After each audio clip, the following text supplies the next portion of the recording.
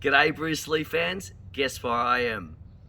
3039 Monticello in Oakland, California. I've just come back from the World Champs and I want to pay my respects to Bruce.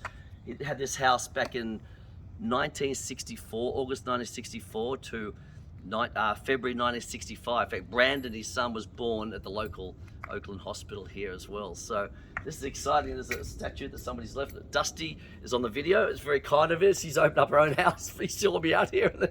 She's opened the garage where Bruce Lee used to teach. So let's have a look at that. And of course, look at the monument that Dusty actually put up. Thank you very much for Yes, the flying kick. I did that during the pandemic for people to enjoy, have something fun in their lives. To see where Bruce Lee was his first home in Oakland. It's so exciting. So this is my World Championship belt. This is my Hall of Fame award. I'm just so excited about that, and thank you to Grandmaster Stan Witz for putting this on. Thank you to thanks for the closer. Thank you to Grandmaster Sung Suli for teaching me the techniques to win these events. 24 years now coming from Australia. Now it's a bit closer in from living here now, which is a little bit less expensive coming from Australia those years. And it was just such an incredible weekend, winning the 3 titles: the Open Self-Defense, the International Self-Defense, and the Korean Forms Division. Wow. And that's, thank you so much to Grandmaster Sung Suli for teaching me. My history goes back to the age of 11. Have a look at this garage. This is where Bruce used to teach, by the way.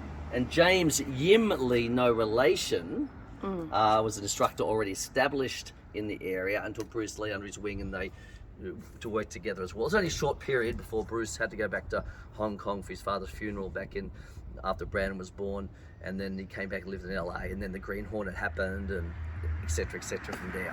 So but he was teaching me, which is very exciting. And my history from the age of 11, just to let you know, was judo, a couple of years.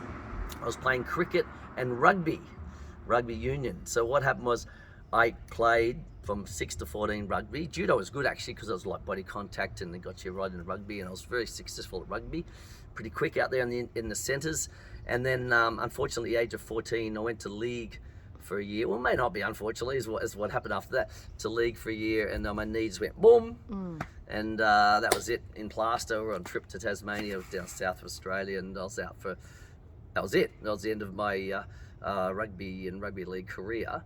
And but I took up tennis. My auntie said, come and play tennis. It's a much safer game. I thought, okay, that sounds pretty cool. And I got right into that, and Dennis Klett, my first coach, was fantastic, and I got right into it, now being a tennis coach. And then I went back, I did judo a couple of years. I was focusing on my tennis all that time through high school, and then when I left school, had a driver's license, went and did a bit of karate, kickboxing, taekwondo, under Graham O'Donnell. That was very good for about 3 years there, fantastic.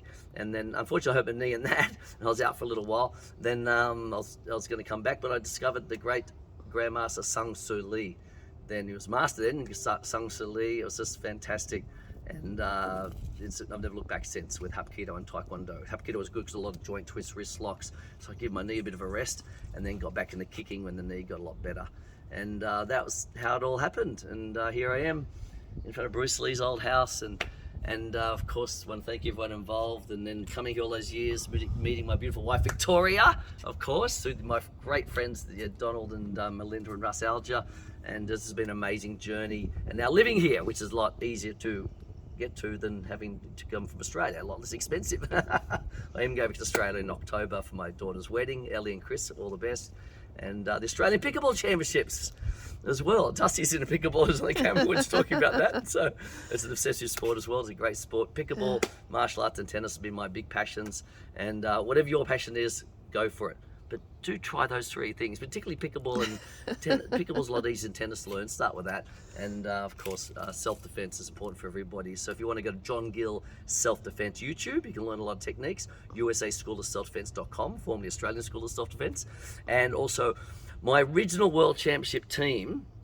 First of all, I've got to thank Greg Romero for recently, and people like Alan Woodman before that, and MC and John Crum. But from 1998 to 2013 was Joshua and Jeremy Rority, the Tai Chi twins. Check out, they're great. Their videos are great. Dojo2you.com, DOJOTOYOU.com. They're fantastic with their Tai Chi videos, their self-defense videos.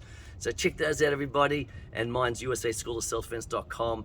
Oh, don't forget my professional pickleball league TV, YouTube, and just like, subscribe, John Gill Self Defense, and learn important skills. All right, the Bruce, and thank you so much to Bruce Lee. I want to pay my respects. He was my inspiration, watching all the movies and practicing his moves. Actually, my nickname was Foo at school. What happened was I used to line up my friends. This is back in year 7. We call it first form in those days. Ended up being year 7. And line up my friends, and I'd be Bruce. You know, practicing all the techniques. They all pretending to fall over. And that's what, I don't know. That's probably why I got my self-defense routines and things like that going on, and becoming the world self-defense champion so many times now. And it's been amazing. It's just been an amazing journey. I love every moment of it.